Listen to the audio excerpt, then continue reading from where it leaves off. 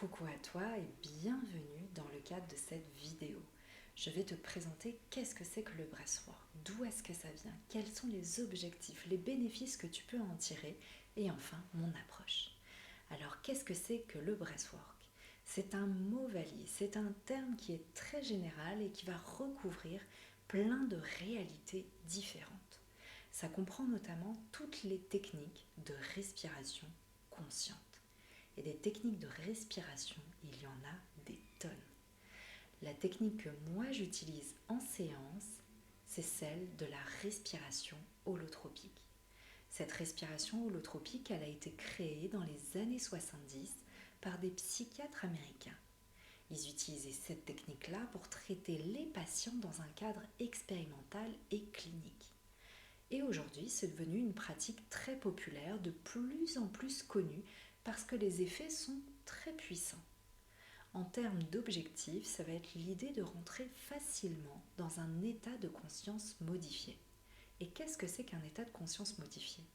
C'est un état entre la veille et le sommeil, c'est un état un peu vaporeux et surtout, en fait, c'est l'idée que l'on peut programmer et déprogrammer des schémas que l'on porte dans nos parts inconscientes qui vont nous guider et guider la majorité de nos actions.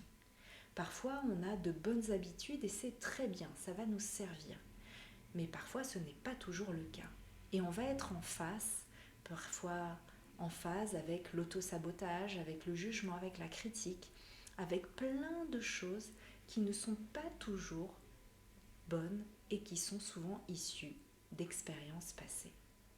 Le deuxième objectif, c'est celui de réguler les émotions. Pas toujours de s'en libérer, mais d'apprendre à mieux les gérer. Et surtout parce que ces émotions-là, quand elles ne sont pas digérées, elles vont s'engrammer quelque part dans le corps. Et peut-être que ça va créer des tensions, peut-être que ça va créer des douleurs. Ça va travailler donc du coup tout le corps. Et c'est un véritable langage qui va se faire sans les mots, mais surtout avec le corps. C'est une technique qui va travailler le mental, qui va travailler les émotions. Et il y a parfois des émotions confortables, des fois des émotions inconfortables qui ressortent en séance. Le fait est que quand on n'a pas appris à réguler ses émotions, on va se laisser souvent happer par elles. Peut-être qu'on va les laisser de côté, on va les mettre sous le tapis. On va vivre un certain nombre de situations qu'on va peut-être revivre avec une intensité parfois encore plus forte dans la respiration holotropique. Ces émotions-là, dans la vie quotidienne, elles peuvent rester cristallisées, ankylosées quelque part. Ça peut créer des blocages, ça peut créer des limites, des douleurs, des tensions, des raideurs. L'idée, c'est vraiment de dénouer tout ça, de pouvoir débloquer.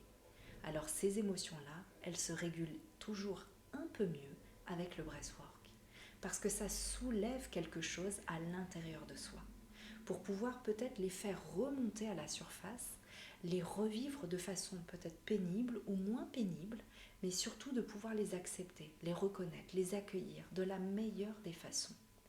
Et en tout cas, en termes de bénéfices, c'est vraiment une plus grande clarté mentale, une meilleure régulation émotionnelle, une plus grande intelligence de ton corps. Savoir qui tu es, comment tu peux t'approprier tout ça. Avoir des objectifs clairement définis, de meilleures stratégies mentales, être moins en proie au stress, à l'anxiété ou encore à des douleurs chroniques.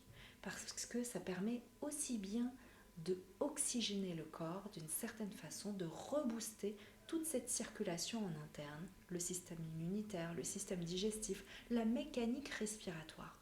Et donc du coup, d'avoir un corps, un mental, des émotions qui sont alignées avec ce que tu veux.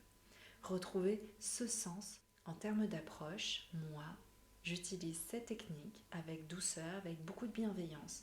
Je le fais dans le cadre de séances qui durent relativement longtemps, mais qui nécessitent aussi un certain nombre d'informations, une certaine préparation physique, mentale, émotionnelle.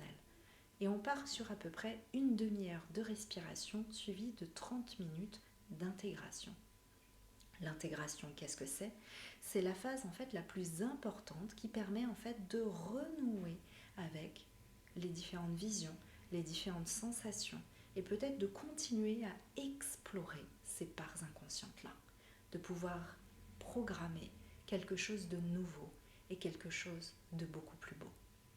Alors, si tu es prêt à tester, je t'invite à le faire parce que des fois, il n'y a pas de mots pour pouvoir expliquer ces sensations très particulières et c'est surtout peut-être l'opportunité pour toi de vivre une expérience un peu insolite, un peu originale et surtout de travailler sur toi.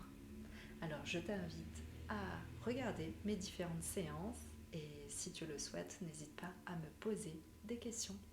Je te dis peut-être à très vite.